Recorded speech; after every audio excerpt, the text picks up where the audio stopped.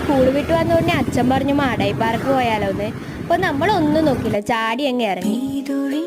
മഴ പോലെ വന്ന നിലവേ, വീണൽ തീടും മഴ പോലെ വന്നൊരഴകാ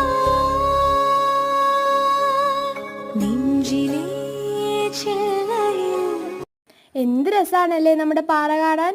അപ്പോൾ ഇതുവരെ ഇവിടെ വരാത്തവർ ആരെങ്കിലും താഴെ കമൻറ്റ് ചെയ്യണേ.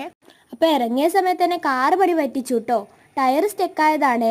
അപ്പോൾ പിന്നെ നമ്മൾ ഒന്നും നോക്കിയില്ല, ബൈക്കും സ്കൂട്ടിയും എടുത്ത് അങ്ങ് ഇറങ്ങി.